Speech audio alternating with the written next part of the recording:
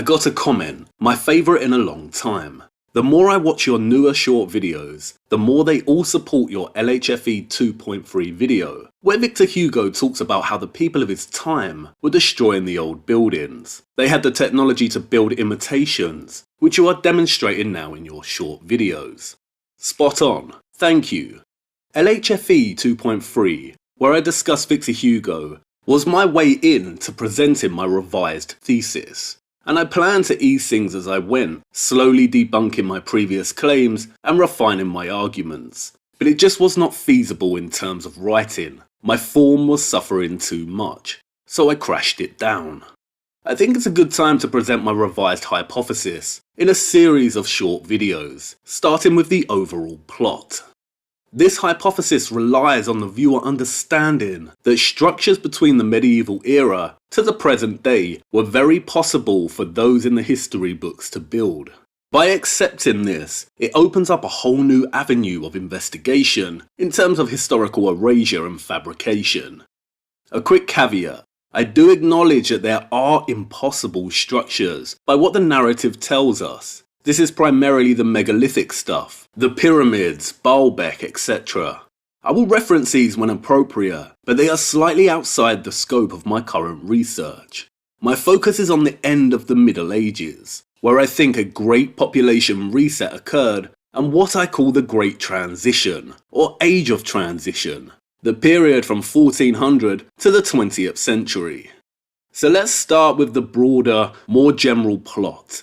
It most likely will not make immediate sense, but I will be following up with further short videos that explore aspects of it in more detail, so do not take it as truth. My objective is to try and turn the hypothesis into a theory, with a lot of supporting evidence in LLG and these short videos. If I need to make future adjustments and refinements to the thesis, then I will. The Middle Ages came to a tumultuous end, with deliberately planned famine, plague, revolt and war. The world fell into temporary darkness at the hands of one of the most fatal depopulation events in history. It is estimated that the Black Death alone killed over half of the European and North African population, and over a third of the Middle East. It may have been more. Much of the social, economic and technological progression achieved in the Middle Ages suffered tremendously and came to a halt. In other words, there was a great population reset. The word reset means to return to a former condition. But in that darkness, a light began to stir and shine brighter and brighter. The light of Renaissance. Renaissance means rise again, or born again. Humanity began to recover, but something had forever changed. They did not repair and restore what was lost, but began to slowly build back better, in a very different direction. A direction that would dictate the course of history until the present day. A brave new age began, and the old medieval world began to fall slowly into obscurity. Why? Because during the traumatic upheaval at the end of the Middle Ages, an entity, a shadow syndicate, or synarchy if you will, rose again, seized power, and began implementing a plan that is still in action today. This entity has one goal: world domination. It is a malignant force, serving only itself and its agenda. It is the empire above all empires, Shadow Rome. It moves very slow and cunning like a snake, often hidden, shedding its skin wherever it goes. The characters that make up the anatomy of this entity, this creature, are not easily identified, but it does have a very distinctive modus operandi. It operates by infiltrating nation states.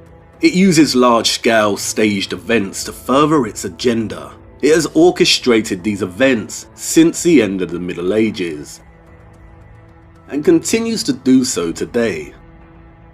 Every time it does, the plan slowly advances. One of its key trademarks is its religion, its worship of the light in all forms, especially the celestial light. Sometimes it will stage events that unfold like a human dramatization and personification of the movements of the celestial light above us. The eclipse is its crowning chess move. It will plunge the world into darkness. One ring to rule them all, one ring to find them, one ring to bring them all, and in the darkness bind them.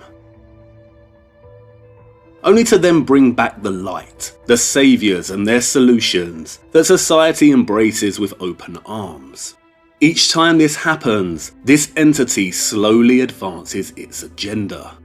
When this entity initially rose to power, it had successfully plunged medieval society into the dark, famine and plague, and then restored the light with the Renaissance. It was one of the biggest dark to light eclipse moves in history, a great population reset. Humanity has been under the might and rule of this entity and its colonial prowess since then. The Renaissance marked the beginning of the Age of Transition, where the world shifted into modernity. For the first 400 years of this entity's reign, its primary goal was the implementation of globalization and in turn globalism, by connecting the world through trade, technology, religion, science and so on.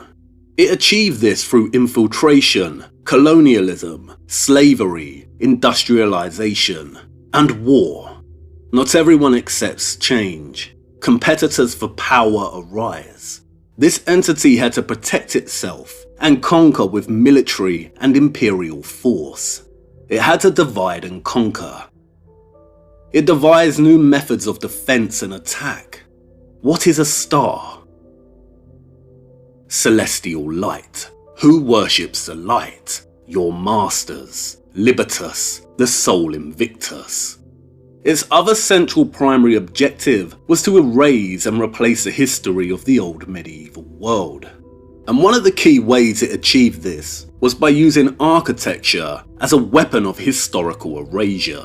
During the Renaissance, this entity devised a new style of architecture, named the New Classical. It did this by extracting stylistic elements of European Romanesque, Gothic, Middle Eastern and Moorish architecture and fusing them together. It has concealed this, and I plan to show you how. This entity then used this new classical style and pseudo-stonemasonry construction techniques to begin replacing the old medieval world, and in many instances, fabricating history.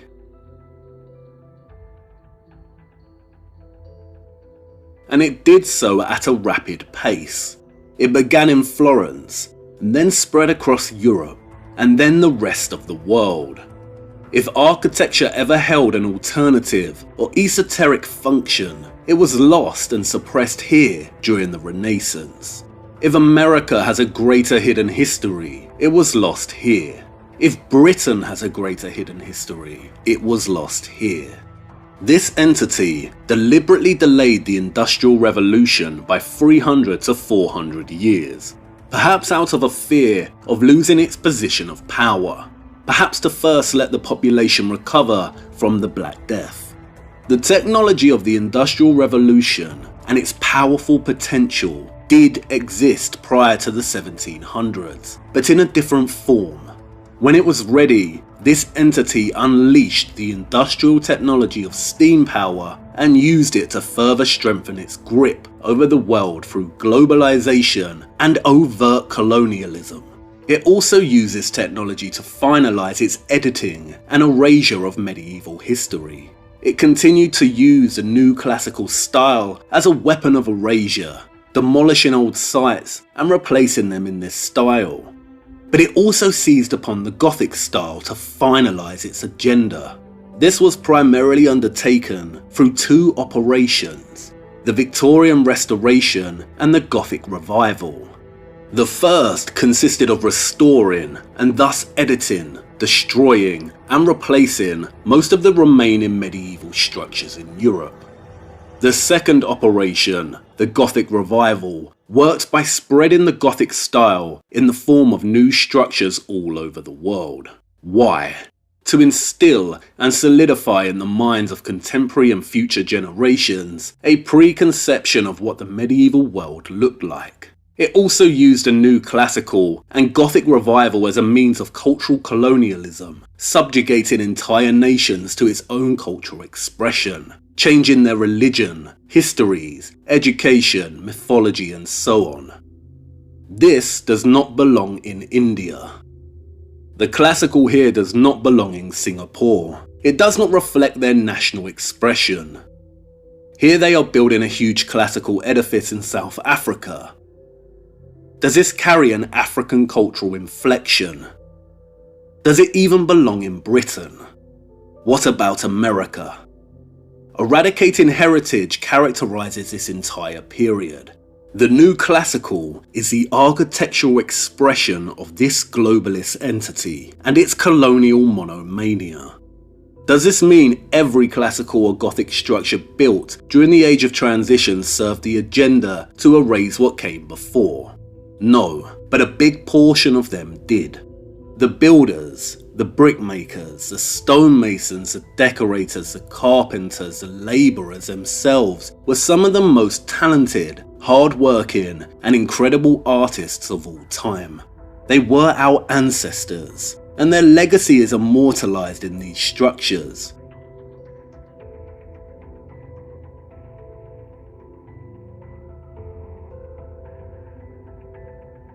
Men, women, and children.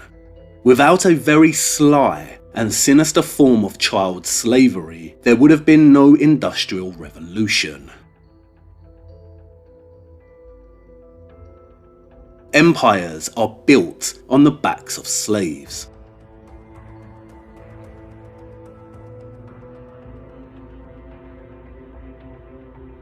The workers, both free and enslaved, were the muscle and talent. The Brunelleschis, the Palladios, the Wrens, the Gilbert Scotts. These were the visionary directors, the governing hands that ensured structures were executed to certain specifications, ensuring that when they replaced or restored whatever was left of the old medieval world, that nothing remained that could betray their master's liberal rewriting of its history. This goal was achieved at the end of the 19th century, with developments in artificial and mass-produced templated stone. I think this is why we do not build like this today. We can do it, and sometimes an incredible cathedral or mosque will go up. But traditional architecture served its function, replacing what came before, or as Victor Hugo said, as he lamented the way the new classical had replaced his old medieval Paris. We wish to erase it all fully from our history. In April of 2019, Notre Dame Cathedral caught fire and burned for hours. It marked the 666th year since the Black Death ended, a fitting anniversary. It also marked the beginning of the next phase of this entity's plan. We are living through that right now. It looks like a fourth industrial revolution is coming. That's the plot. So there is continuity with this episode, but it's not compatible with the Tartaria impossible structures hypothesis. My current research is focused on locating moments of significant change and potential historical erasure in the Age of Transition, which I will present on and try to evidence in these two playlists. In the next video, I'm going to demonstrate, with specific examples, some different ways of exploring architecture, historical crisis events, and historical fabrication in light of this hypothesis.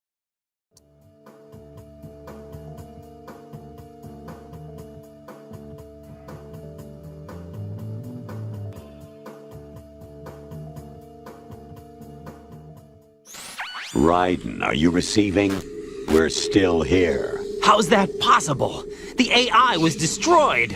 Only GW. Who are you? To begin with, we're not what you'd call human. Over the past 200 years, a kind of consciousness formed layer by layer in the crucible of the White House. It's not unlike the way life started in the oceans 4 billion years ago. The White House was our primordial soup, a base of evolution.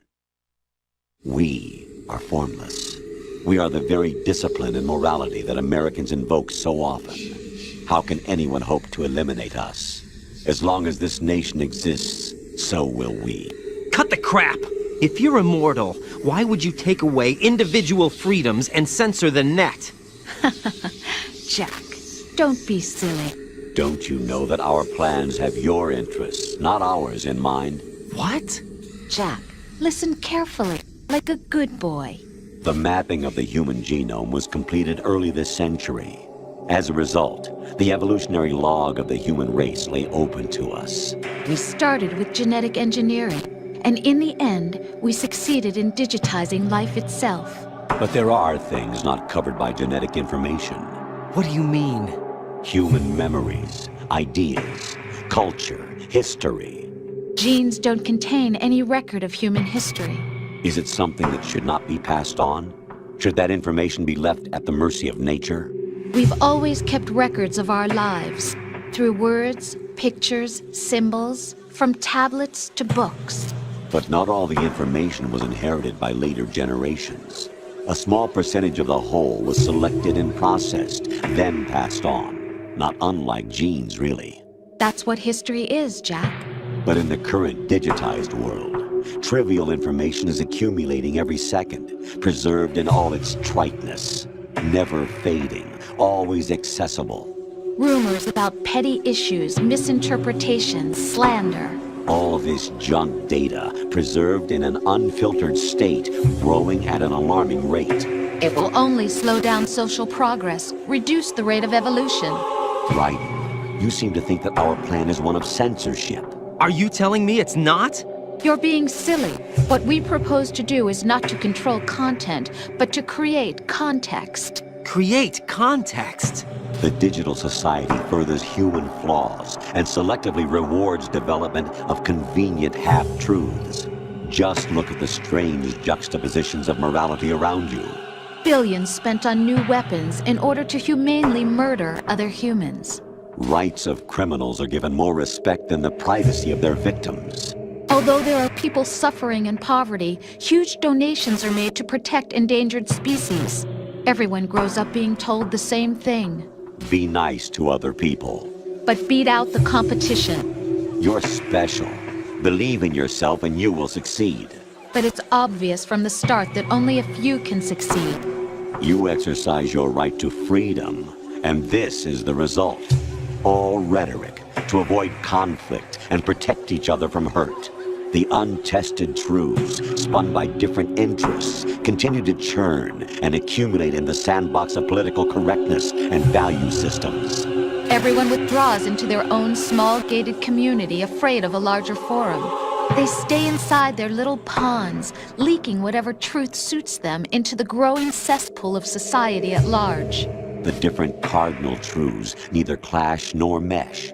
No one is invalidated, but nobody is right. Not even natural selection can take place here. The world is being engulfed in truth. And this is the way the world ends, not with a bang, but a whimper.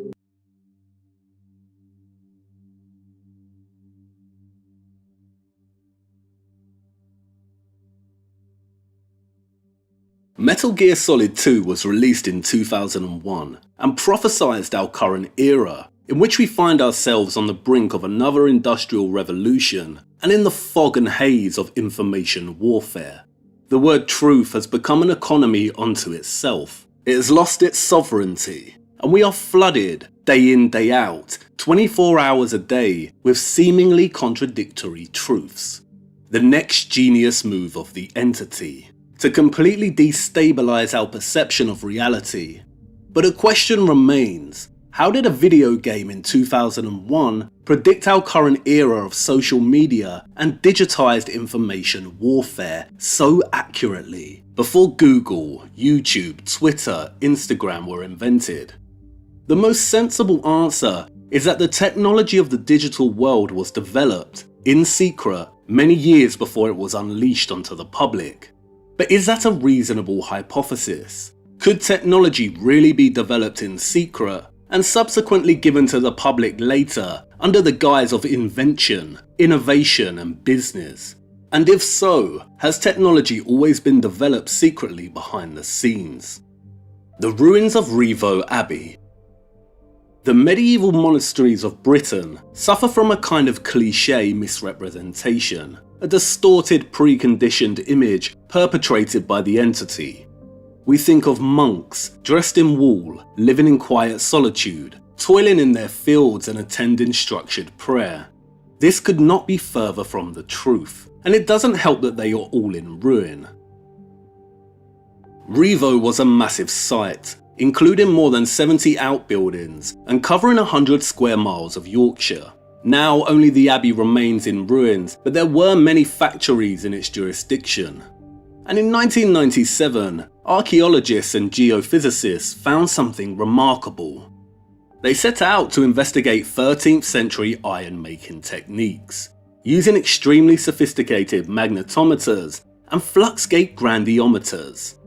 What they found, as William Rosen states, caused quite a stir in the world of technological history.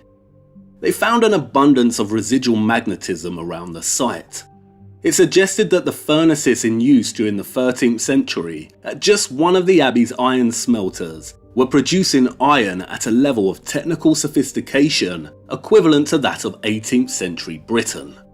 The newspapers at the time declared that King Henry VIII's dissolution and destruction of the monasteries in the 1500s delayed the Industrial Revolution by 2 centuries. But they were producing this level of iron in the 1200s, and Rievaulx is just one site. It's not the largest. Fountains Abbey and Furness Abbey were much bigger. Interesting name that, Furness.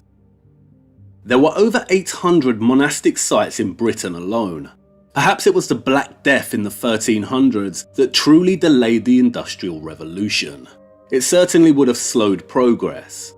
There is an abundance of evidence that suggests these were Christian sites, but Rievaulx is also evidence that these monasteries were much more, and that the Industrial Revolution was on track to happen much earlier in the historical timeline.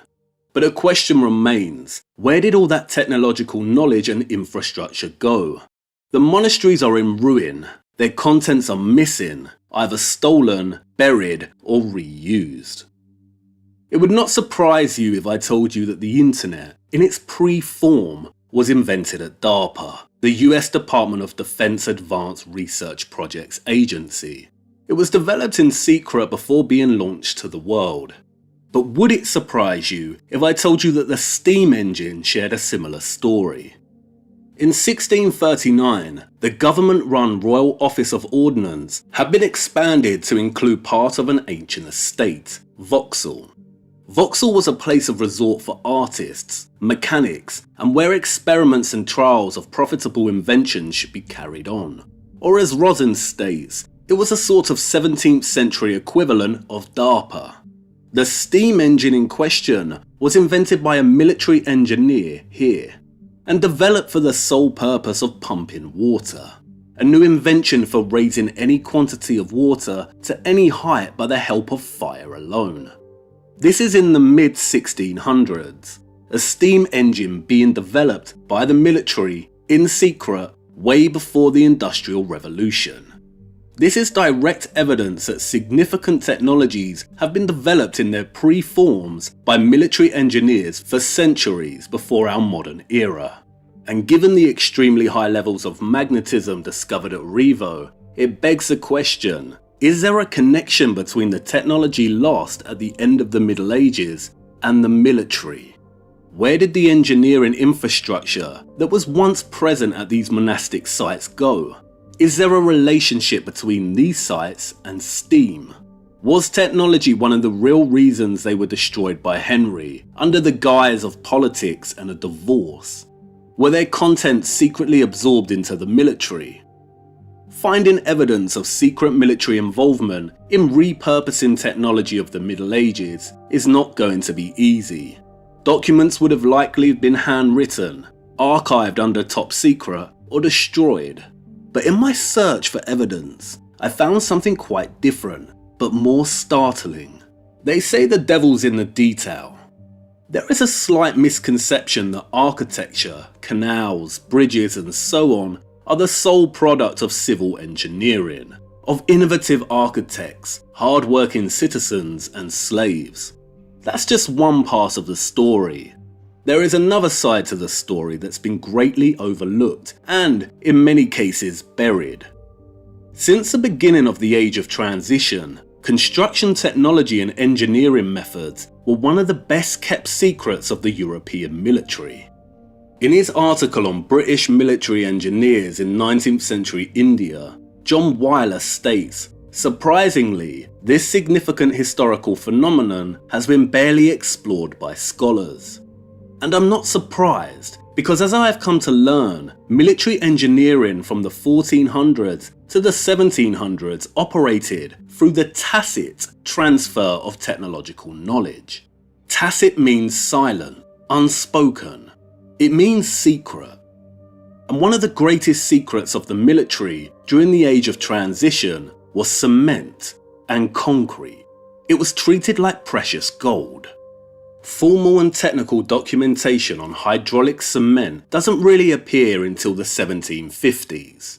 But as scholar Chandra Mukherjee explains, in 1670, the entrepreneur for the Canal du Midi imported pozzolan from Italy to make hydraulic mortar. Pozzolan is the key ingredient in Roman concrete. He did so under the recommendation of the French military engineer Louis-Nicolas de Clerville. And Mukherjee asked a series of vital questions. How was hydraulic mortar remembered and used before its rediscovery? How did they know where to acquire the ingredients? How did they mix their cement? None of this is documented. It was developed in secret. The technique for using it was not formally recorded, so it was preserved tacitly, not in texts, but in practice. As Mukherjee explains, secrecy was a key virtue in soldiers. Military engineers had vast libraries of manuscript maps that they kept concealed rather than published. Clerville protected secrets in his engineering, in his devices for the canal and other structures. Clerville's successor, military engineer Sebastian Vauban, started to have concerns. Because soldiers live short lives, there was a risk of losing expertise when soldiers died. So he began recording a little of this tacit, secret technological knowledge. One record details a recipe for hydraulic cement. Lime, sand and pozzolan or pulverized brick pass through a baker's basket, 2/5 of lime with 3/5 of sand, and so on. What is striking is that this formula differs from others that scarcely appear in the historical record. It is a novel formula. It was passed on and developed purely in secret. And this practice of secret and advanced military methods of construction did not cease once formal documentation on cement arose during the 1700s. As John Wheeler explains, the 19th century British military engineers were well ahead of their civil engineer countrymen in establishing a significant presence in foreign territories.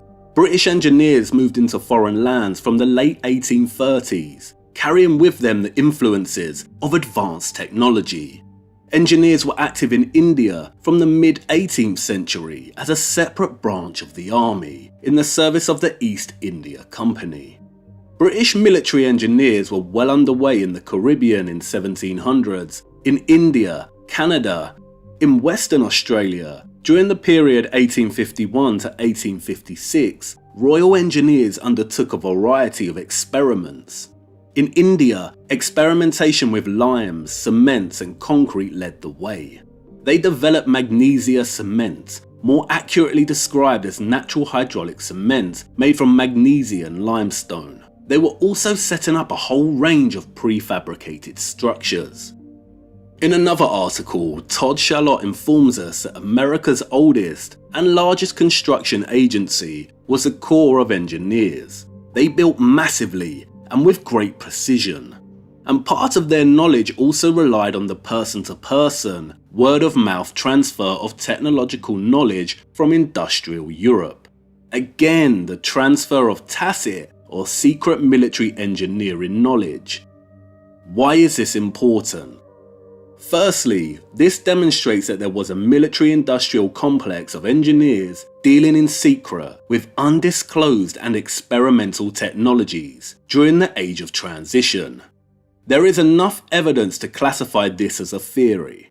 The military has always been at the forefront of technological innovation. It goes back to the Republic of Venice at the end of the Middle Ages, where in this department all types of instruments and machines are constantly being constructed.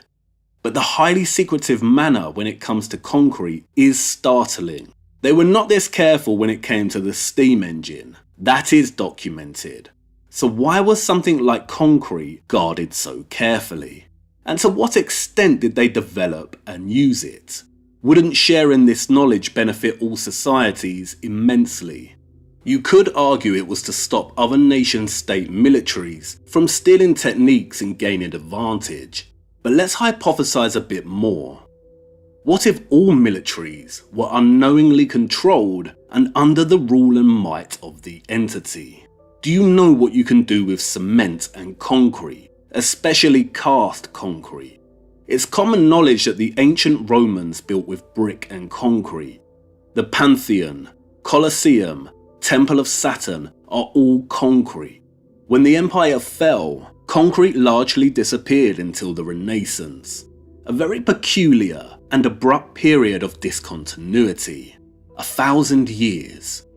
Great Pyramid K 2019 provides ample evidence that the Great Pyramid and Sphinx are concrete. This has also been verified from other sources. What if the entity, through its military-industrial complex, began using secret, tacit engineering technology during the Age of Transition to construct and modify many structures? What if some were assigned to earlier dates in the timeline?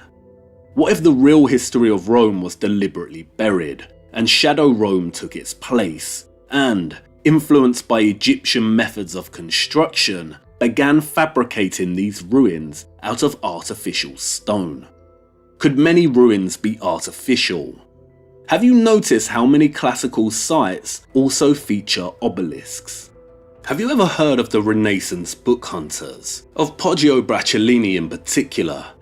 Was the history of the Imperial Roman Empire rewritten in order for Shadow Rome to assert itself politically? To cultivate fashions among citizens, so they blindly began replacing their medieval heritage in the classical style?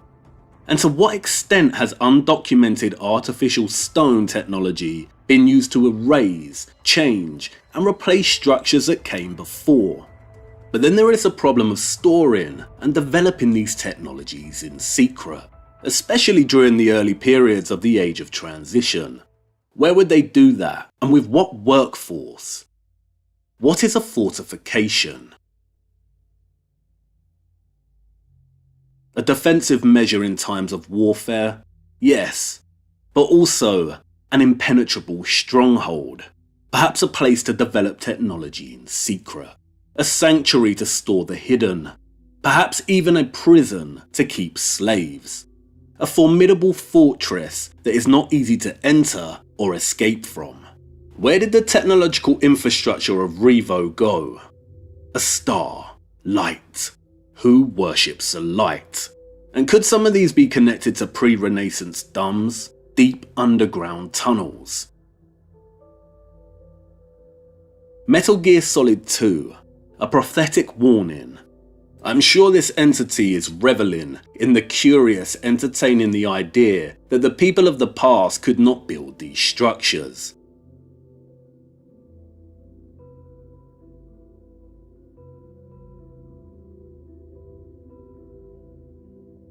Perhaps it doesn't want us looking too closely and seeing the facades, the cement, the stucco, the scagliola, the code stone, the terracotta.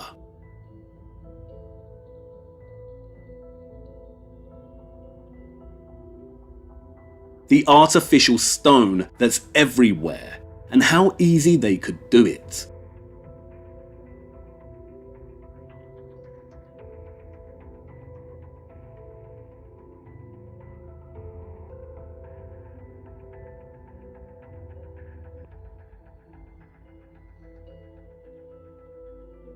Perhaps it wants us to think that this all belonged to an advanced civilization and not look into the archives, to not find the stone-cutting machines, the concrete formulas, to not question the tacit secrecies of its military force. Metal Gear Solid told us in advance the next genius move of this entity. It is using digital information warfare to encourage the organism of society to participate in an act of propagating contradictory truths, enticing them into believing everything is a lie, to select what truths are worthy and what are not. It's tricking you into erasing the past. We are in a transitory phase where the book is slowly dying and the automated, digitalized realm of information technology reigns supreme. The book is its rival, and the book is losing. Why consult the library when you can ask Google? Why read and try to discern what's true and what's not when you can just say it's all fake? At first, this entity collected the book in its arms, in its digitalized archives and libraries. "I'll keep you safe," it said. But it now overwhelms the individual with contradictory truths, destabilizing their received notions of reality. And perhaps eventually it will begin to slowly change the information in its digitalized archives. This will be the moment it slays its rival for good, and a rewriting of mankind's history will begin. And I think it's done it before. Before the book was the primary chronicle, there existed another great script of mankind's history. A script written in stone. Let me try and show you how it was potentially rewritten. From now on, things are about to become quite worrying.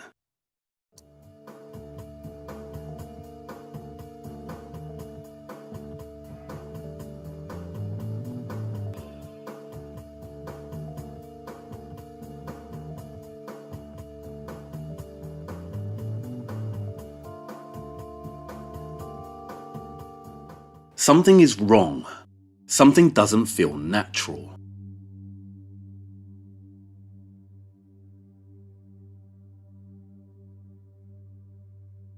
When the entity set out to rewrite history during the age of transition, controlling and changing the printed word would not be enough. It's one thing to rewrite narrative, but in doing so, the physical world needs to change in line with it. The medieval temples of India. Ruined, decimated, and then restored in the 19th century. Who restored them? The west facade of Lichfield Cathedral, mid-restoration. Today a multitude of cast statues reside in these niches. They tell Britain's history. Were there other statues present here before restoration? Did they tell a different story? The cathedrals, the ships of Theseus, the multitude of changes, making it almost impossible to understand the structure's original language. But the architectural changes are just one kind. There is a lot more to this story of revision and erasure. And before we turn to architecture, we must chase a different rabbit. And it's worth knowing that this burrow goes so deep, it unsettles. Something is wrong, and it's tremendously worrying. In our current digital age, we are bombarded by the constant haze and hum of blue artificial light and unclean electromagnetic frequencies. During our free time, it's good to get away from it all. If you live in a country like England, you are almost spoilt for choice. Vast and sprawling parklands belonging to the country's heritage estates are found in abundance, in their hundreds. Chatsworth, Blenheim, Trentham, Shugborough, Clumber, Woollerton, Weston. It's the weekend and it's good to get away from it all. Out into the parks, a breath of fresh air, a spot of exercise strolling around their vast lakes, a picnic on the grass, back in nature, rejuvenating, reconnecting. But something is wrong, something doesn't feel natural. And that's because it isn't. For you see, the majority of England's enormous, sprawling country estate gardens and landscapes are not what they seem. They are artificial. Meet Lancelot Brown, otherwise known as Capability Brown. During the 1700s, Brown was responsible for redesigning over 170 of the finest country homes and parklands in the United Kingdom, many of which survive today. Brown's signature style was so influential that a wealth of other landscape designers adopted his vision and continued to redesign hundreds more. Capability Brown has become a household name. His landscaping design changed the country so much that he is now referred to as the Shakespeare of gardens.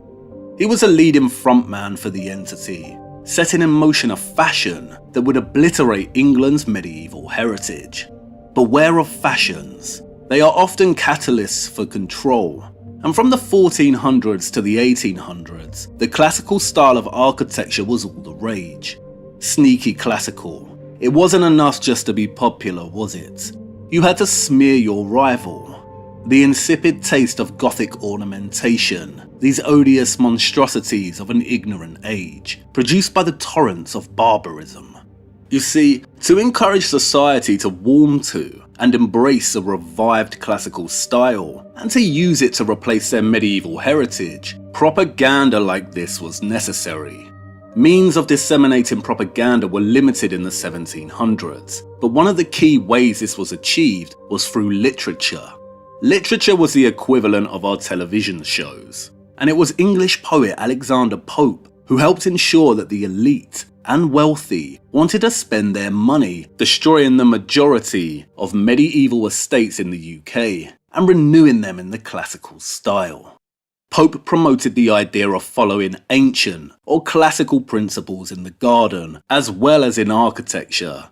In 1711, in his essay on criticism, he wrote, "Learn hence for ancient rules just esteem. To copy nature is to copy them."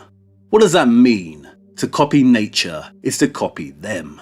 Prior to Capability Brown, the large manorial estates found across Britain were designed and adhered to a formal geometry. The gardens follow precise geometric formations, straight-lined avenues, canals, walled spaces, and tiered terraces, much like we see here at Powys Castle. Much like we see here in this plan. It was all about geometry, and they had to go. As one of the propagandists wrote at the time, "The natural garden will make his design submit to nature, and not nature to his design." Capability Brown and his contemporaries removed avenues, parterres, terraces, basins and canals, everything partaking of the old art and geometry from the environs of great houses. In their place, they laid out what we now describe as landscape parks, informal and natural in character, eschewing straight lines and formal geometry. This was Chatsworth House in the 1600s. This is it today. Brownian landscapes can be characterized by the following.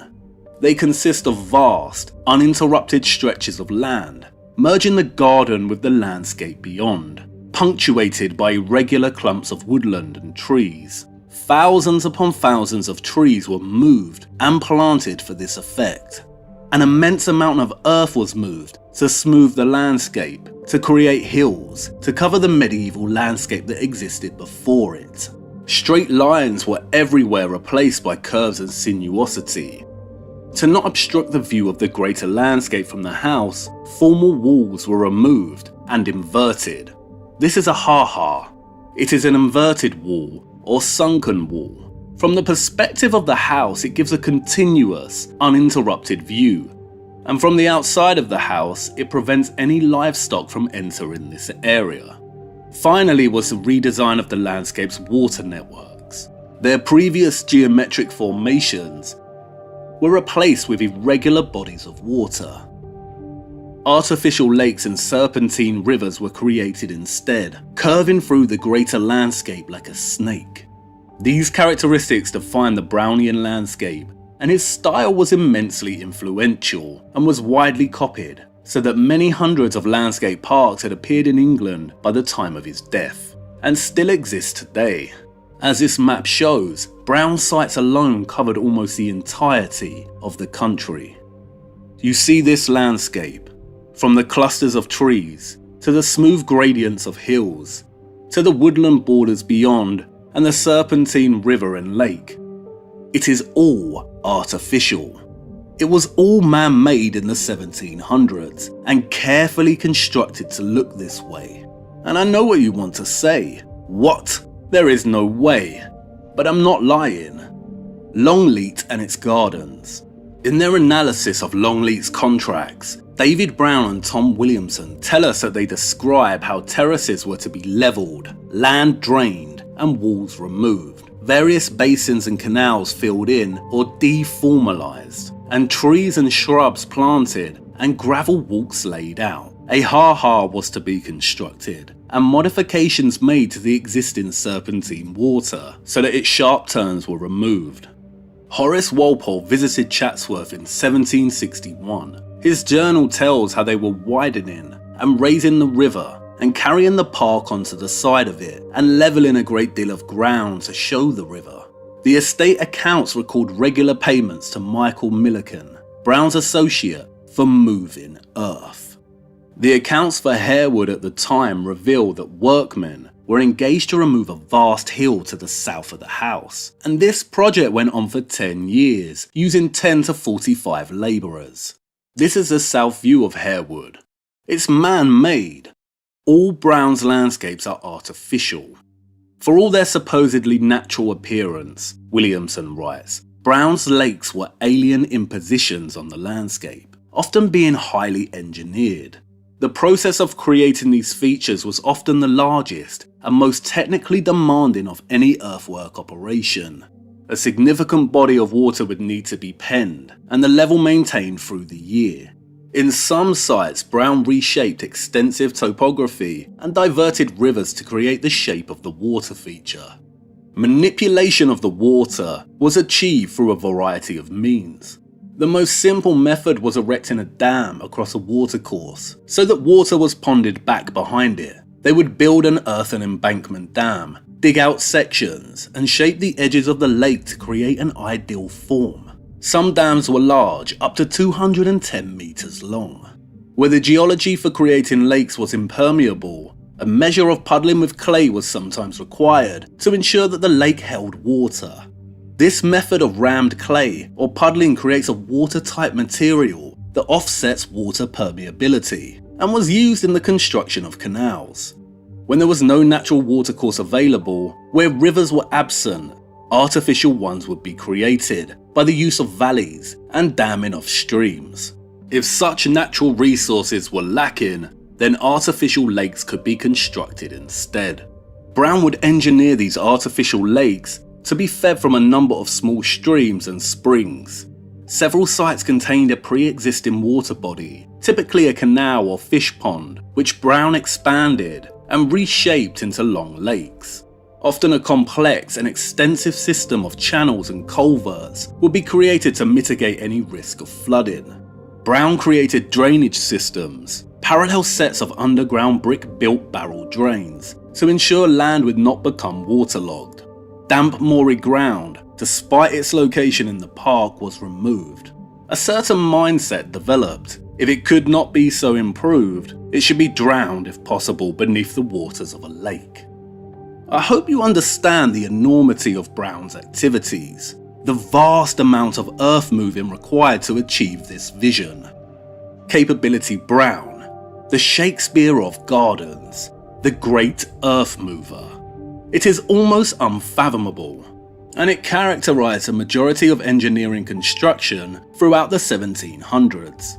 Did you know that for outside of a few limited areas, few water bodies of any size actually existed in lowland England at the start of Brown's career?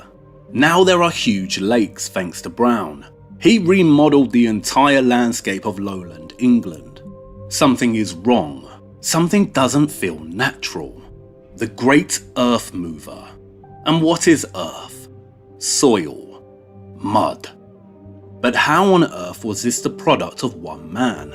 How was Brown so capable that he reshaped England like this, especially during the 1700s? The lone entrepreneur and genius visionary is a story, A narrative. This was not the product of one man. That's the lie, the cover story. This was nothing less than a nationwide operation, carried out by hundreds, if not thousands of individuals. Operation Capability Brown. Operation Earth Mover. And before we look at who the Earth Movers were, it is necessary to highlight what the purpose of this operation was. Two objectives, the first of which would cause, as scholar Jonathan Finch has noted, the final obliteration of the earlier medieval manorial complex and its landscape. As Williamson also confirms for us, Brown's landscapes erased all signs of earlier history, as well as all aspects of local character. In some sense, they were earth sculptures. They have caused an archaeological lacuna, devoid of earthwork traces of the pre-park landscape. A lacuna is an empty space, an absence, a missing part. Some remains of the previous medieval landscape are traceable, but most of it has been muted or obliterated. And not only have ecologists, geologists, landscape experts studied Brown's landscapes and confirmed their artificialness, but recent excavations at Harewood House revealed part of the manorial complex, and, critically, the earth moving enacted by Brown and his men to erase the site from view. Very little worked stone was recovered from the site, indicating it was reused elsewhere on the estate. And the voids which have been left within the building were first filled with large pieces of rubble from the demolished building. The whole site was then covered with a demolition layer of rubble pieces, broken bricks, and a considerable amount of plaster or lime, within which was mixed discarded ceramic and glassware. The demolition layer was spread across the site. Obliterated, erased. Our medieval history, now a lacuna. Andrew Wild informs us that Brown compromised very little, sometimes destroying ancient avenues of fine trees, magnificent old yew hedges, and even historic mansions. In their place, Brown created scenes of sweeping turf, often covering hundreds of acres. Destroyed, buried. And listen to this. Sometimes the radical nature of Brown's work drew criticism, as in the case of Roche Abbey, where he grasped over the outline of the abbey ruins, leaving only the upright fragments rising from a bowling green lawn. It wasn't enough to remodel pretty much the entire English landscape. They were burying the monasteries that were already in ruin, destroyed 2 centuries before. Williamson really hits home the message of just how enormous and unfathomable this level of historical erasure was when he states, "What is so striking about such endeavours is that until we are told that this great effort has been made, we would often not know it." The second objective of Operation Capability Brown was, in some ways, even darker. To create these vast landscape parks in the 1700s, Parliament passed Enclosure Acts. This meant that suddenly, the land surrounding these sites no longer belonged to the common people. Their rights of access were removed, and fields were enclosed by hedges, walls, or fences. In other words, it enabled the portion of land belonging to the elites to expand and absorb everything around it. The enclosure bills amounted to 6,800,000 acres, or 1/5 of the total area of England. This caused a widespread displacement of people. It affected small-time farmers, villages, and eradicated a whole history of localized culture. Wild informs us that the enclosure involved the removal of communal rights, controls, or ownership over a piece of land, and enabled the total control of a vast acreage, which could be used for grand designs. This gave Brown and others power to change entire villages. For instance, at Milton Abbas, where he was involved with the clearance and rebuilding of the village. In some cases, many were destroyed. A substantial hamlet of Bowood in Wiltshire was removed when the park was laid out and partly drowned beneath the lake. Not only did it allow the powers that be to erase historical sites, but also stifled any chance of the lower classes maintaining localized prosperity. The world was changing, the Industrial Revolution was happening, workforce was needed elsewhere in different industries. It changed so many people's lives and displaced their heritage. And it's still unfathomable and hard to conceptualize just how much of England's history and landscape they managed to change during 1 century. And I cannot emphasize it enough as to just how big a single one of these artificial landscape parks are. As a frontman, Capability Brown gets all the credit, but he was just one landscaping leader operating within this larger Operation Earthmover. And a closer look at the historical literature and his records tell us everything we need to know. Contemporary correspondence makes it clear that Brown usually made no more than 4 visits each year to a particular site, often fewer. It was, rather, Brown's very capable associates who were responsible for much of what was created in his name. Brown's records show that by 1768, his profits had risen to £32,279, equivalent to many millions of pounds today, and that among his clients were half of the House of Lords. But they also show that there were many subcontractors, utilised to carry out his designs, highly skilled individuals that often supplied their own labour force. Subcontracting gave Brown the flexibility to respond to demand across the country. It enabled him to create a national landscaping business and rapid expansion. But as Williamson notes, Brown's books throw up a host of other names about whom relatively little is known. Many were apparently gardeners or nurserymen who were recruited locally, but who often then remained for many years in Brown's service. These were Brown's army of foremen, who he relied on to implement his plans to a high standard without close supervision. Men were recruited from varied backgrounds by these foremen. Sometimes estate labour was used to implement some or all of a design. Sometimes local labour was directly recruited. There were cohorts of surveyors and draftsmen ready to service the expanding market. The foremen often went on to become successful themselves, as was the case with Thomas White. He and his son went on to landscape more than 200 estates in Yorkshire and Scotland.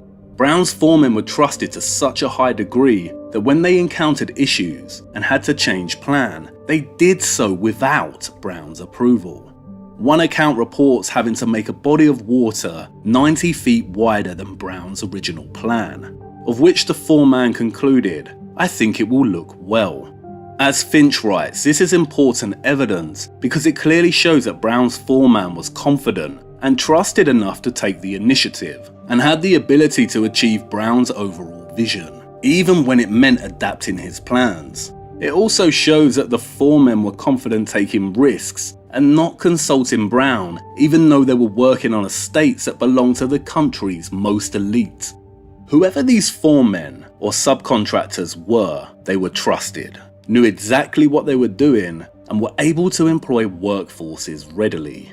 The whole thing reads like a tightly controlled inside job. Absences abound, in which the details are kept under lock and key.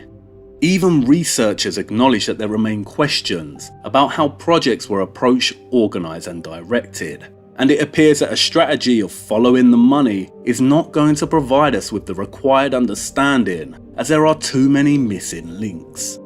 But when we dig more and look a little closer, we find a curious clue. In his analysis of Brown's remodelling of Harewood House and its landscape, Finch informs us that a year before Brown's first visit, a John Wooler of Whitby visited, producing a detailed design. Who was John Wooler? Well, originally a military engineer who had worked on several projects in the northeast. Aha, gotcha. If there was a significant and burgeoning landscaping industry, most of which was headed up by Brown, what is a former military engineer doing visiting sites and producing plans? Interestingly, when discussing the burial of the former medieval site at Harewood, Finch notes that the depth at which it was buried was considerably less than recommended by contemporaries and may reflect the urgency of the operation. Is that why a military engineer paid a visit? Was there an urgency to erase this site? It raises questions. Was the military involved at other sites? Was there a force above Brown orchestrating and directing this operation?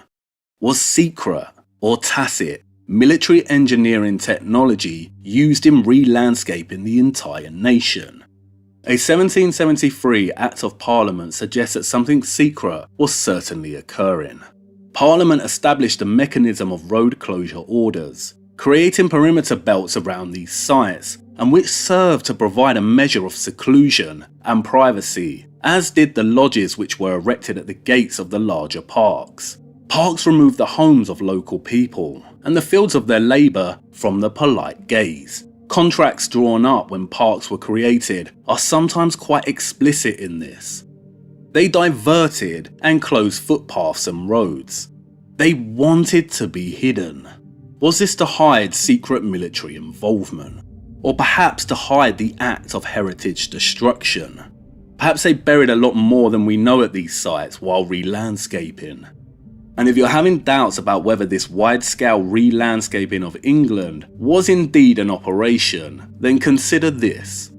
These parks look like this today, but at the time they would have looked very different. Not only would each job take decades, but for a long time the earth would have been without grass. Most of the trees would have been very small. As Lady Shelburne wrote at the time, Brown's plantations were very young but promising. It's generally accepted that many illustrations of the time imagined how the sites would look in the future. 18th century landscape gardens can now be experienced at a level of maturity that was never possible when they were first landscaped and planted. As trees have grown and matured, these gardens have taken on an appearance that their creators could only have imagined. What would it take to live on a construction site for most of your life, and to pay the landscaper significant sums of money to do so? Did Parliament bribe the elite with the Enclosure Act, allowing them to own more farmland and with the promise of a big return in the agriculture business in exchange for years of re-landscaping? If so, who was directing Parliament to do this? And why is Operation Capability Brown important? 1. It provides us with direct evidence that a tremendous portion of England's landscape is not natural, but was artificially created during the 18th century. Geologists, ecologists, landscape researchers, and archaeological evidence of cement layering all confirm this. 2. It provides us with evidence that there was an agenda to erase England's medieval history. It was destroyed and buried. Its water systems were reconfigured and the architecture was replaced in the classical Roman style. It also provides us with another instance of military involvement in construction. And 3. Brown's landscapes provide us with hard evidence of earth moving and earth sculpture on an enormous and unfathomable scale. And it's this final point that has greater and more worrying implications. Something is wrong. Something doesn't feel natural. For years and years, archaeologists have dug through the earth, clearing the mud, on the hunt for the remains of previous civilizations, on a quest to uncover traces of history. Was centuries of soil accumulation always an accepted theory? In our present era of contradictory truths, the curious challenge this assumption. What if it isn't soil accumulation, but the results of a cataclysm, perhaps a mud flood? What unsettles you more, viewer?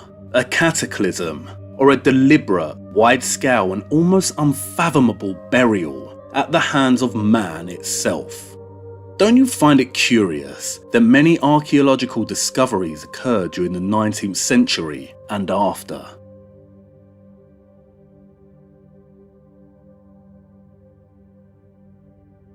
What if the landscape at some of these sites was deliberately engineered this way?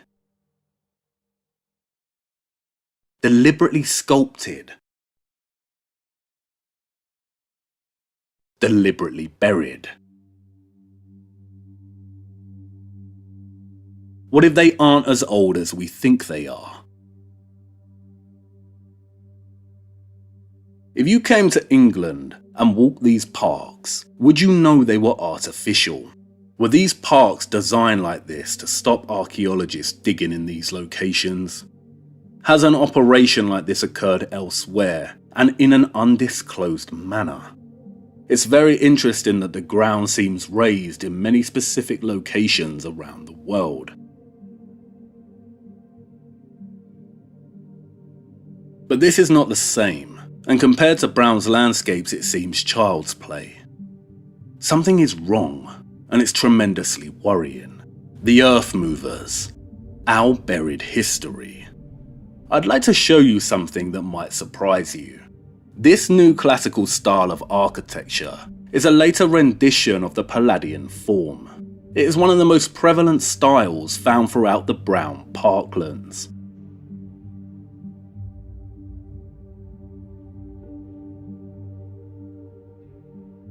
A classical estate, summoning the spirit of Rome. They replaced the medieval sites that once existed in these very locations. But look closer. Really look.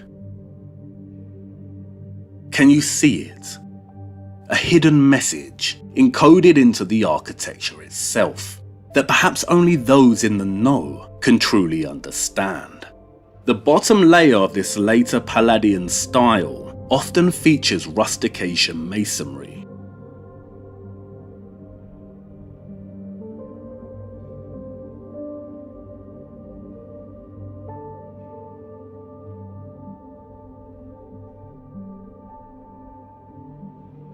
Like Brown's gardens themselves, rustication masonry creates the illusion of authenticity.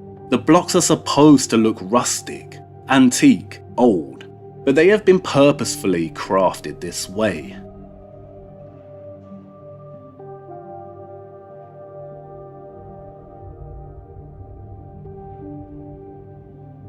A symbolic and coded message in the architecture itself. The rustication here symbolizes the old, the former, the past.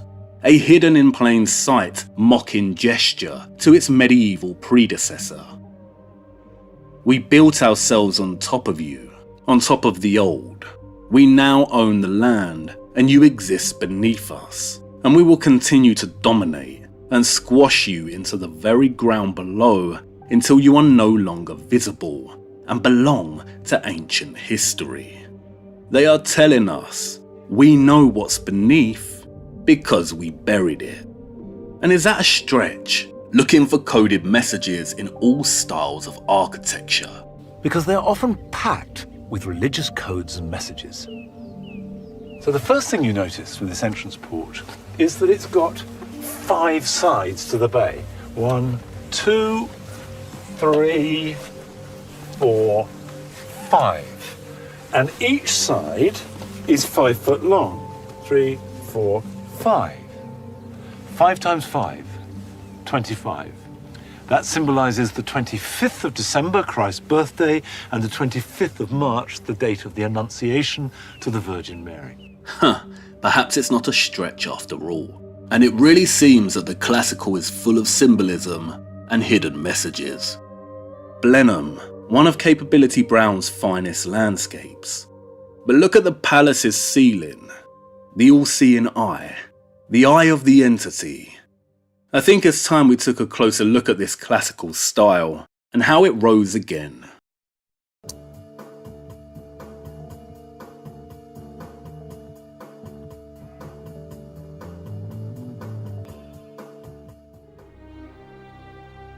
A lie is like a seed. Once planted, it will either thrive or fail.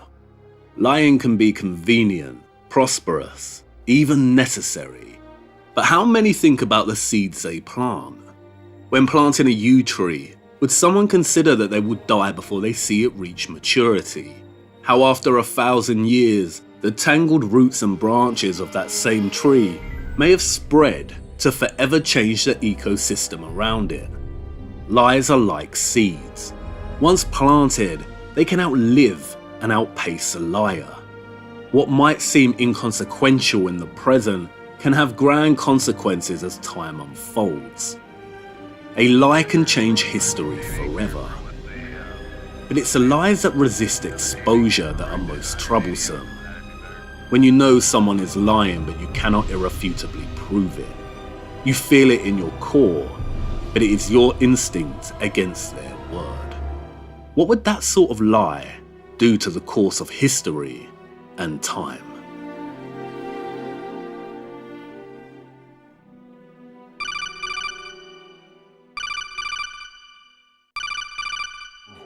Human memories, ideas, culture, history. We've always kept records of our lives, through words, pictures, symbols, from tablets to books. But not all the information was inherited by later generations. A small percentage of the whole was selected and processed, then passed on. Not unlike genes, really. That's what history is, Jack.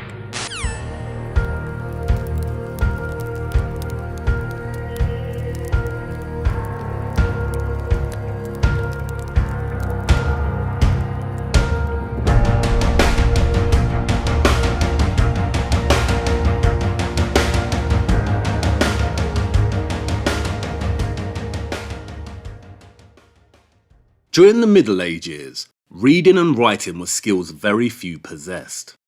There were not public libraries stacked full of books and accessible by the majority like there is today. Most of the historical books were kept in monasteries. European monasteries were vast complexes managed by Christian monks, whose lives were ones divided by worship and hard labour in managing the self-sufficiency of the site. But reading was also a priority for monks, so much so that it was integrated into monastic rules, ensuring a duty to see that no brother is to waste time or engage in idle talk to the neglect of his reading. And, as scholar Stephen Greenblatt states, this obligatory reading was enough to set in motion an extraordinary chain of consequences. For a problem soon arose. Reading required books. Books that were opened again and again eventually fell apart, however carefully they were handled. In the absence of a commercial book market, monastic rules began to insist that monks not only learn to make parchment, but also transcribe and copy texts by hand. As one Benedictine monastic rule reads, "He who does not turn up the earth with the plough ought to write the parchment with his fingers." This was the beginning of the scriptoria, or scriptoriums. More and more monasteries aimed to hold a vast collection of books in their libraries. Fashioned with clear glass windows for optimal light, scriptoriums were workshops where monks sat for hours copying text. Producing parchment was laborious. Since paper did not come into general use until the 14th century, for more than 1,000 years the chief writing material used for books was made from the skins of animals. Good parchment was far too valuable and scarce to be discarded. And this value placed upon parchment helps to account for the fact that monasteries collected ancient pagan manuscripts and did not consign them to the rubbish. Italians had been obsessed with book hunting for the better part of a century, ever since the poet and scholar Petrarch brought glory on himself around 1330 by piecing together the history of Rome and finding forgotten masters by Cicero, Propertius, and others. Petrarch's achievement had inspired others to seek out lost classics that had been lying unread, often for centuries. The recovered texts were copied, edited, commented upon, and eagerly exchanged, forming the basis for what became known as the study of humanities. The humanist, as those who were devoted to this study were called, knew from carefully poring over the texts that had survived from classical Rome that many once famous books, or parts of books, were still missing. The humanists knew that some of these missing works were likely to have been lost forever, but they suspected that others, perhaps many others, were hidden away in dark places, not only in Italy, but across the Alps. The prime hunting grounds were the libraries of old monasteries. For centuries, monasteries had been virtually the only institutions that cared about books. Monks spent hours upon hours copying text by hand in the scriptorium, under the direction of the chief librarian. And the scriptorium had strict rules. There was no access to non-scribes. Silence was kept at all times. Scribes were not given a choice in the books they copied. They did not work at night, as candlelight was not permitted near the books. Standard copiers would use pens, ink and penknives. Some worked with finer tools, rulers, awls, fine metal pointed pens, reading frames, page weights. Some manuscripts were illuminated, in which monks would spend countless hours crafting with specialized tools. The work was hard and long, and on some manuscripts you can still see notations from the monks in the margins. Thank God it will be dark soon. Now I've written the whole thing. For Christ's sake, give me a drink. Monks were strictly forbidden to change what they thought were mistakes in the text they were copying. They could correct only their own slips of the pen by carefully scraping off the ink with a razor and repairing the spot with a mixture of milk, cheese, and lime, the medieval version of our own production for whiting out mistakes. There was no crumpling up the page and starting fresh. Monastic scribes had been forced to copy everything exactly as it appeared before their eyes, even those things that made no sense. There were a certain number of abbots and of monastic librarians who treasured not only the parchment, but also the pagan works written on them. Steeped in classical literature, some believed that they could rifle its treasures without contamination. But over generations, as a substantial Christian literature was created, it became less easy to make such an argument. Between the 6th century and in the middle of the 8th century, Greek and Latin classics virtually ceased to be copied at all.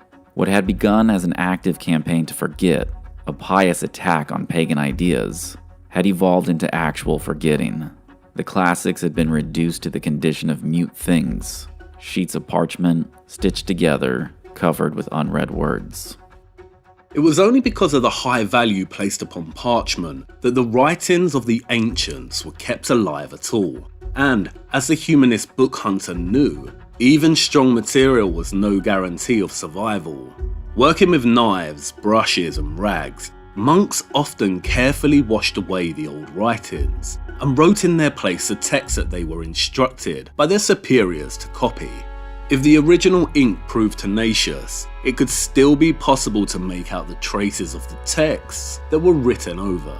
A unique 4th century copy of Cicero's On the Republic remained visible beneath a 7th century copy of St. Augustine. The sole surviving copy of Seneca's book on friendship was deciphered beneath an Old Testament, inscribed in the late 6th century. These strange, layered manuscripts, called palimpsests, have served as a source of several major works from the ancient past that would not otherwise be known. And it's the hoarding and copying of ancient manuscripts where things become quite interesting. It all centers around a crew of literary men, the book hunters, and a specific man named Poggio Bracciolini. All writings which are commonly thought to be old are in fact, with certain exceptions, supposititious, and the fabrication of an unprincipled crew of literary men. They were bound to forge almost countless literary monuments. A vast number of volumes was prepared, because the wicked forgers knew that the more there were, the more difficult it would be to unravel the fraud. They were forged in the 14th century, but they could scarce be read until they were printed, and this was mostly done in the 16th century. During the close of the 14th century, throughout the 15th, and at the commencement of the 16th, books were constantly being recovered under distressingly suspicious circumstances. Exactly the Roman author that was wanted turned up, and always for a certainty that Roman author for whom the highest price had been offered. For the discovery of manuscripts of the ancient classics, which when long looked for and not found, were usually from too tempting reward, which was a fortune forged by some unscrupulous writer of Latin. A little band of men lived in Rome. All were famous for their abilities. Poggio Bracciolini possessed the plastic power that makes the forger, writing in a great variety of styles and manners.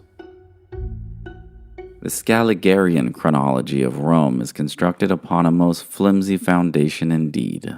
The historical scenario of monks preserving texts in guarded libraries, and the process of handwritten transcription and copying on parchment is enough to make one suspicious. At minimum, information could and would have been lost in translation and transcription. A larger problem is the ideology of religion. Would a religious order really preserve the history of the pagan ancient world with fidelity and non-bias? The scriptoriums throw into sharp focus the unreliability that characterizes Europe's pre-Renaissance handwritten history. But the words of Jean Ardois, John Wilson Ross, and Anatoly Fomenko take this unreliability into the realm of conspiracy, as they introduce the concept of mass forgery. Scholars have written extensively on the matter of literary forgery, some of the more famous examples being the infamous letter of Prester John and the donation of Constantine. And not only were these forgeries accepted by contemporary society as legitimate, but they also went on to change the course of history. For a lie is like a seed. As Umberto Eco writes in regard to the donation, without that document, without a profound belief in its authenticity, European history would have followed a different course. No conflict over investitures, no mortal struggle for the Holy Roman Empire, no temporal power of the popes, no slap at Agnani, and also no Sistine Chapel. The donation of Constantine was copied and translated by hand on parchment extensively during the Middle Ages. It is startling to consider just how easy it may have been for monks and others to forge handwritten documents and ascribe them to earlier dates in the historical timeline. That the monastic scriptoriums may have, perhaps, functioned as forges for producing mass forgeries. The world that Poggio Bracciolini and his associates, the book hunters, inhabited was one of a burgeoning new age, and what has latterly been termed the Renaissance.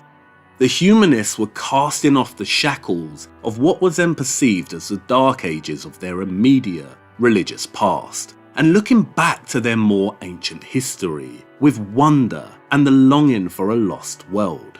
A lost world that they believed was more technologically and socially advanced than their current one. And providing that Ardois and others are correct, that a good portion of manuscripts documenting ancient history were fabricated during the Renaissance, then the question remains, why? Did this band of humanists, in their longing for a lost civilization, just let their imagination get the better of them? Or were they just greedy, fortune-seeking individuals? For as Ross and the correspondence of the time tells us, there was a tempting reward, which was a fortune, offered by society's elite for finding lost manuscripts. But while fantasy and greed, and not to mention fame, would have certainly driven the book hunters, when we look closer at the life of Poggio Bracciolini, something bigger and more concerning surfaces. Poggio wasn't just a learned man with a thirst for lost history. Throughout his life, he moved alongside the upper echelons of society. He had served 7 popes through his apostolic secretary role.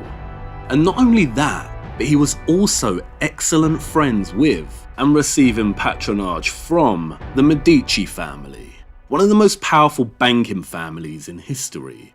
And when looking at all the humanists, from Petrarch and Boccaccio to Poggio himself, they were all entwined with ultra-elite nobles, like the Orsinis or Medicis. These are the same Medicis that produced 4 popes, countless dukes, and whose bloodline ended up running through various royal families in Spain, France, and Britain. Poggio was, as William Meehan writes, Cosimo Medici's chief book scout. Medici's involvement in the book hunters' enterprise surpassed meagre funding. He was financing all their trips. He employed countless copyists to transcribe manuscripts and founded the first public library in Florence, which specialized in texts from antiquity and the humanist movement. The great thing with him and his companions was, when they could not find to forge, all they had to ascertain was simply which ancient Roman was particularly wanted and would fetch the highest price. And as the band consisted of men of genius, of different tastes or faculties, poetical, historical, or narrative, philosophical, grammatical, or critical, and scientific or mathematical, if the reward was sufficiently munificent to pay for the time and labor, the highly valued work that was wanted, no matter to what department of literature it belonged, was sure to turn up, sooner or later. And if the man who was to forge was not in the proper mood of inspiration for the business, some other fabricated writer was put forward. For Ardois, Ross, Fomenko, and others, the immediate and obvious signs pointing to mass forgery of pre-Renaissance texts are the parallels between the events documented in those texts with contemporary events of the end of the Middle Ages and the Renaissance itself. They also all highlight the irregularities when it comes to the Latin and Greek in which they were written. In the French language, we see the greatest changes in the course of 500 years, but in the Greek fathers and historians, there is not the slightest vestige of a change in the language during an alleged period of 1,500 years. All use the same dialect and the same syntax. In his investigation into Poggio's potential forgery of the Annals of Tacitus, a key work for our modern understanding of the history of the Roman Empire, Ross presents a multitude of arguments, including countless errors and peculiarities relating to its literary composition and its Latin, how various coins and monuments directly contradict the narrative, geographical errors, resemblances to Poggio's own writing, the anomalies between the Annals and other ancient texts. As Ross states, the author of the Annals knew more about prominent individuals in Rome than was known to their distinguished contemporaneous countrymen. And finally, anachronistic references to Poggio's era and the parallels between accounts in the history and the 1400s. Just like Ardois and Fomenko, Ross notes that heaps of passages in the Annals read like incidents in the 15th century. And Ross wasn't alone in his cynicism. Even French satirist Voltaire suspected the Annals were a forgery. For Ross, however, Ardois is extreme in his designation of almost all texts predating the Renaissance as forgeries. Nobody at the present day considers what he said about the literary monuments of antiquity worthy of the slightest attention. And this is because Ardois was arguing that all of antiquity was forged and fabricated to discredit the truth of the Catholic Church. Ross's criticism of Ardois would no doubt have extended to Fomenko too, in his nationalistic attempt to discredit all pre-Renaissance texts and claim a huge cover-up of a vast unified Russian empire. For Ross, the deception is trickier and more nuanced. He acknowledges that it is likely that many Greek texts from antiquity are real, and it was from those that the Latin ones, the history of the Romans, was invented. He agrees with Ardois when he states one is almost inclined to give Father Ardois credit for being quite right when he expressed as his belief that perhaps not more than 2 or 3 of the ancient Latin classics were really written by the old Romans. And this is the genius of the forgery operation and how it was successful in the first place, because the truth and the lies, the real and the forged are mixed in with each other so much that it is very difficult to evidence. The forgery is anything but plain and palpable. Nay, it is wonderfully obscure and monstrously difficult. And providing they are correct, How was a vast conspiracy of forgery like this even possible in the first place, or pulled off convincingly? Ardois outlines a potential process clearly. Firstly, before the printing press became widespread and the norm, the general public did not have easy access to these manuscripts. Although they were forged in the 14th century, they could scarce be read until they were printed, and this was mostly done in the 16th century. Secondly, it was necessary that the book should be written on parchment, so that they might keep up the lie of great antiquity and be longer preserved. Handwritten parchment not only allowed forgers to make manuscripts appear older than they were, but also allowed various copies, whether prepared in monasteries or by Cosimo Medici's copyists, to be produced, predated, and then subsequently hidden in various locations. But that means there would have been a diverse amount of players involved. Wouldn't someone speak out? Especially in monastic circles where religious piety was prioritized. Describing Renaissance Italy after his first visit to Rome, Luther said, "Everything is permitted there except to be an honest man." And Poggio himself captures this society of hypocrisy well when describing his visit to the Baths of Baden in 1416. Abbots, monks, friars and priests comported themselves with more licentiousness than the laity, laid aside all thoughts of religion, and sometimes bathed with women, whose hair they decked with ribbons and wreaths of flowers. Given this account, it would not be absurd to assume that many abbots and monks would commit acts of impiety, accept bribery money, or were even compromised by others. Thirdly, and most importantly, the genius of the lie relies on the forgers creating a web of intertextuality. Intertextuality is when one text references another text. The pestiferous gang joined forces in the writing of history, hence they very often copy one another, and they overwhelmed readers with the number of books, and so made it harder to believe that the suspicion of fraud and falsehood was well founded. A key example of intertextuality is the alleged work of Quintilian, whose texts reference many other writers, such as Marcus Pacuvius and Cornelius Severus in passing. Another example is the Annals of Tacitus. Modern scholars dismiss Ross's claims that Poggio forged the Annals because Book 15 of the Annals is referenced in Giovanni Boccaccio's commentary on Dante, which was written before Poggio was born. And it's true, both Boccaccio's text and the Annals align. But, according to Ross, Ardois and others, this intertextuality is the genius of the lie. Although writing before Poggio was born, Boccaccio belonged to the first generation of book hunters in Italy. And if we entertain the idea that they were running a wholesale forgery operation, then it would be in the forger's interest to leave references to other, yet to be discovered texts as to ensure the longevity of the fraudulent business, creating opportunities for fellow and future book hunters to generate more forgeries. It would also work as a perfect tactic in ensuring that the texts were never discovered to be forgeries, as they were referenced elsewhere and earlier in time. And if correct, this dedication to carefully crafted intertextuality really is the success of the forgery, for it prevents any forgery from being conclusively proven.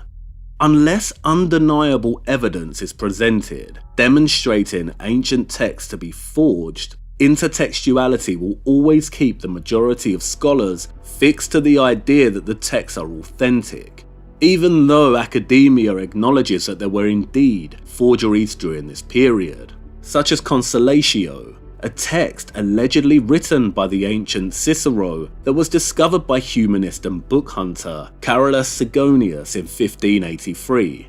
On his deathbed, Carolus admitted that he forged the text, and it is now widely accepted as a fake. Ross finds it highly unconvincing that these ancient texts would have been so mistreated and misplaced over the centuries. It's almost unbelievable that such people would treat them as swine treat pearls, spurn them, not keep them in libraries, but throw them away as useless lumber into cellars, pits, dark holes, dirty passages, dry wells. And who would think of looking for books in such places, he asks. And yet it was precisely in such places that the book hunters looked for the books that they wanted. What is still stranger, they always found in such queer places the exact books they were in search of. When they recovered books in the monastery of St. Gall, the books were not found where they ought to have been, on account of their excellence, on the shelves of the library, but where slugs and toads are more frequently looked for, and found then books and manuscripts, in an exceedingly dirty and dark dungeon, at the bottom of a tower.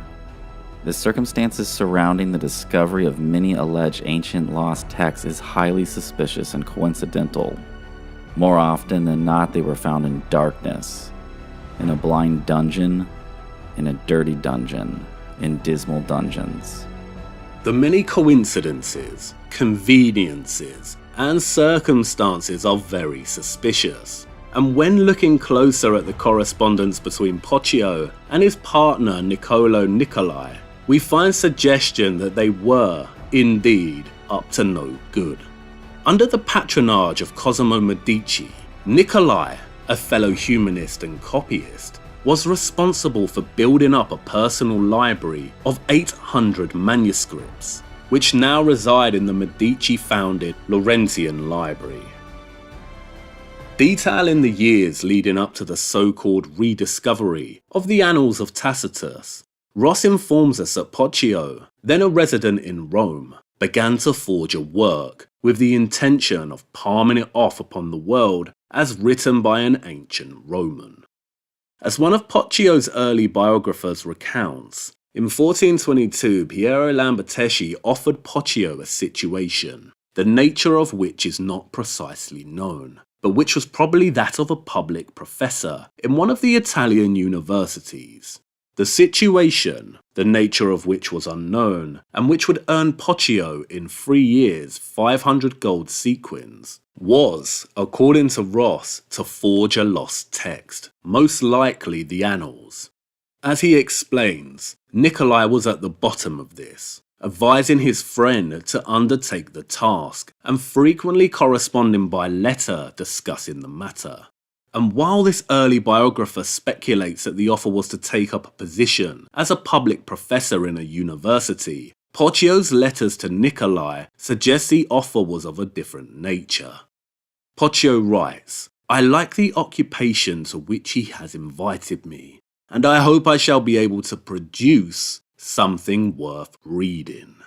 But as Ross points out, professors in those days did not collect their lectures and publish them.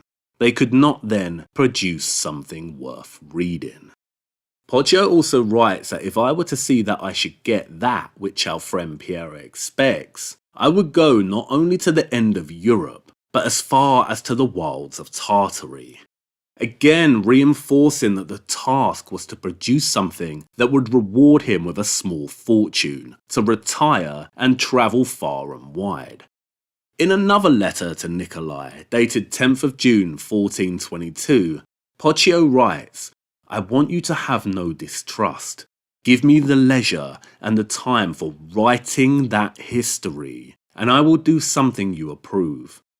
When I reflect on the merits of the ancient writers of history, I recoil with fear from the undertaking." And on the 8th of October 1423, Poggio writes, "Beginnings of any kind being arduous and difficult, what the ancients did pleasantly, quickly, and easily was to him troublesome, tedious, and burdensome." No mention of writing that history occurs again in correspondence between Poggio and Nicolai, but a few years later there is a suggestion that rumours had got abroad regarding what was transpiring between the two. And Poggio writes to Nicolai reassuring him that when Tacitus came, he would keep it a secrecy, that he knew all the tittle-tattle that was going on, but have no fear, for that not a syllable should escape him. If Poggio was just about to receive the lost histories written by Tacitus, Why, Ross asks, would you want to keep it secret? Wouldn't it be better to make noise of it, abroad immediately, and as publicly as could be, so that it might be known to a wide circle of book collectors, and as large a sum got for it as could be obtained? And what exactly was that history which Poggio was trying to write and feeling pressured to match the style of the ancient writers? All of this suggests that not only were Poggio and Nicolai involved in secretive business pertaining to writing, but that they were extremely careful as to not specifically reference the particulars of their business in correspondence. It has all the markings of a sophisticated criminal operation, one very aware that it must leave minimal trace, for letters could be intercepted back then. Any hint at forgery would ruin their scheme and reputation. But more importantly, this kind of caution when it comes to private letters suggests that perhaps they were working with a greater foresight in mind, perhaps anticipating how their letters may be interpreted by future historians. Poggio and the book hunters would have no doubt been motivated by money. But why were the Medicis, one of the richest banking families in Italy, financing this whole operation? Could they have been deliberately forging history with the foresight of future generations in mind? They've certainly covered their tracks, erased all conclusive evidence to the point where forgery cannot be proven or disproved, and all that remains is an abundance of suspicious coincidences and circumstances. The lies that resist exposure are the most troublesome. When you know someone is lying, but you cannot irrefutably prove it. You feel it in your core, but it is your instinct against their word. What would that sort of lie do to the course of history and time? Could our pre-Renaissance history have been forged? If we consider this notion, that even a small fraction of the texts from antiquity were fabricated during the Renaissance, then the timeline begins to distort and collapse under the weight of unreliability, and the certainty surrounding written history ends right here. And to seriously consider this means to play a dangerous game, because it creates a boundless historical absence. What's to stop a nefarious entity from forging and filling this absence with whatever fantasy they see fit and that serves their own agenda? And perhaps that's what the book hunters were doing, filling a great absence with an ideal vision of Rome that never existed, all for the purpose of serving the political and technological agenda of an obscure entity. And what entity? Orsini, Medici, the Italian nobility, Shadow Rome. And if the books were forged, then where are all the legitimate pre-Renaissance texts? Why is there an absence here in the first place? Because, as Victor Hugo tells us, before the invention of the printing press, architecture was the primary mode of language. Our ancestors wrote their chronicles, stories, histories in stone. The invention of the printed book destroyed this method of memory. But in the current digitized world, trivial information is accumulating every second, preserved in all its triteness, never fading, always accessible. All this junk data, preserved in an unfiltered state, growing at an alarming rate. It will only slow down social progress, reduce the rate of evolution. What we propose to do is not to control content, but to create context. It's our responsibility as rulers. Just as in genetics, unnecessary information and memory must be filtered out to stimulate the evolution of the species. Who else could wade through the sea of garbage you people produce, retrieve valuable truths, and even interpret their meaning for later generations? That's what it means to create context. We are on the cusp of a burgeoning new age that will be run by AI technology. AI technology that already has the capability to forge and fabricate the historical narrative. It is only a matter of time before groups once again trifle with the historical record for their own gain. Let's play our own hand at this dangerous game. Could there exist another lead outside of writing that suggests Roman history is a forgery? It's time to put forth a hypothesis and look closer at a very important book that was rediscovered during the Renaissance and its relationship to this kind of classical architecture. We need to go to Florence and examine this, for it is this dome that has come to shape all our histories in its own particular way and offers us clues as to why it was perhaps necessary to forge history.